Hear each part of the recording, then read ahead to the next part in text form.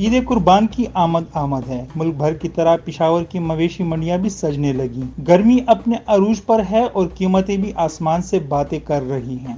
ہر چیز میں مہنگائی ہے تو ظاہر ہے کہ یہ چیز بھی بڑھے گی۔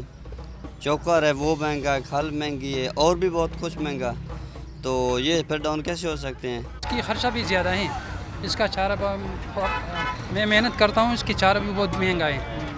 تقریباً میں نے 1.5 مہینے پالا ہے، ابھی میں نے لیا ہے 1.20 پر میں نے لیا ہے۔ لیکن رضا الہی کے لیے سنت ابراہیمی پورا کرنے کے لیے جوک در جوک لوگ منڈیوں کا رخ کر رہے ہیں۔ پنجاب سے آئے ہوئے راجو اور ہیرا جہاں اپنی خوبصورتی اور فربا جسم کے باعث لوگوں کی توجہ اپنی طرف مرکوز کر رہے ہیں، وہیں سلطان بھی کسی سے کم نہیں۔ پسند کرتے دیکھتے جو بھی نصیب میں وہ مل جائے گا ہمیں۔ بہت کافی لوگ آئے، ہمارا رینج تو ہے 2-2.5 لاکھ روپے تک ہے۔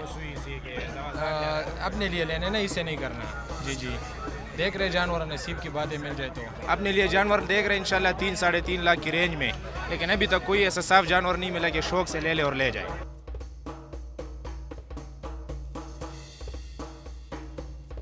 قربانی کا جانور لیں اور اسے نہ سجائیں، ایسا تو ہو ہی نہیں سکتا۔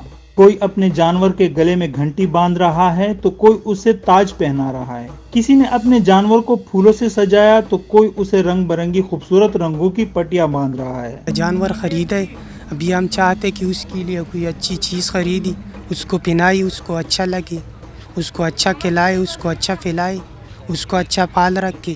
مویشی منڈی کے باہر جانوروں کی سجاوٹ کے لیے سجا سامان اور خریداروں کا شوق اس بات کا ثبوت ہے کہ مہنگائی کے باوجود لوگوں میں سنت ابراہیمی کو پورا کرنے کا جذبہ کم نہیں ہوا۔ یہ سجاوٹ کے لیے استعمال ہوتے ہیں، سیٹ وغیرہ ہیں، یہاں پر جھانجر ہیں، کمر بند ہے، پٹے وغیرہ ہیں، مورخ ہیں، گٹ ہیں، مختلف قسم کی چیزیں ہیں۔